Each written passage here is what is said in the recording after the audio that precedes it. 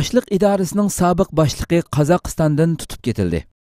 29 dekabr Kanada Aile Uçurları to'g'ri bergan xabarda ma'lum bo'lishicha, Sharq Turkistonning G'ulji shahri Açlıq İdarəsining sabiq başlığı Ozodbek Qozog'istonda Xitoy tarafidan go'ro'ga elinib Sharq Turkistonga elib ketilgan.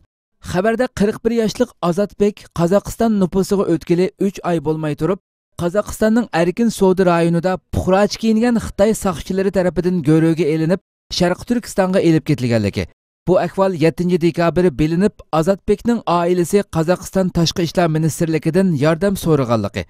Ozodbekning hozirgacha Chapchalning Shiva avtonom noyasidagi yer osti turmasida qamoqda ekanligi, Xitoyning bu voqeani texicha maxfiy tutayotganligi bildirildi.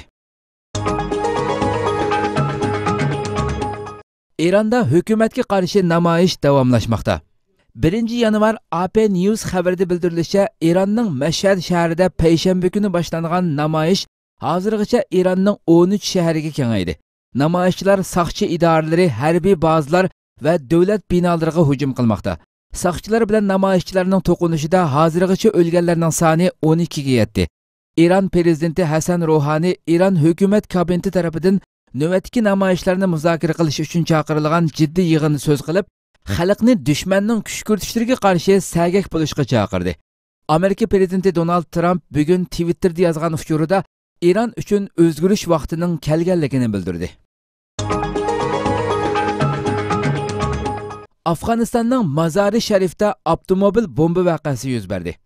1 yanvar yangi aktivist bergan xabarda ma'lum bo'lishicha, Afg'onistonning shimolidagi Mazari Sharif shahrida noma'lum kishilar tomonidan soqchi avtomobiliga o'rinlashtirilgan bomba shahar markazidagi Nur bozori oldida portildi.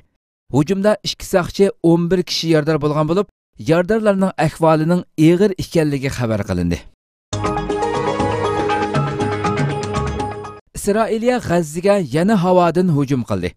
31 dekabr Turkiya Ovoz radiosining xabarida bildirilishicha, Isroiliya armiyasi G'azzaning janubidagi Rafah shahrining sharqidagi Falastinlik guruhlarga tava kuzatish munoriga havodan hujum qildi. Isroiliya armiyasining bayonotida bu hujumning juma kuni G'azzadan etilgan raketamyotlarga javoban Isroiliya urush aeroplanlarining G'azzaning janubidagi Hamasga tava kuzatish munoriga hujum qilganligi bildirildi. Erdoğan Yangi yil tabriknomasida muhim so'z qildi. 1 yanvar Milliyet gazetasi bergan xabarda bildirilishicha, Turkiya Cumhuriyeti Cumhur raisi Recep Tayyip Erdoğan Yangi yil tabriknomasi e'lon qildi. Erdoğan tabriknomasida 2019 yili mart oyida o'tkazilgan parlament a'zolari va Cumhur raislik saylovlarining Turkiyaning kelgusiga nisbatan to'limi muhim ahamiyatga ega ekanligini ta'kidlab, millatimizning kelgusi uchun hayajonga, nishon, loyiha va energiyaga ega kishilarga ega chiqishimiz kerak. Bu xalqiliq bosqichda dushmanlarning kuch ko'rsatishlariga qarshi sagak bo'lishimiz kerak deganlarni bildirdi.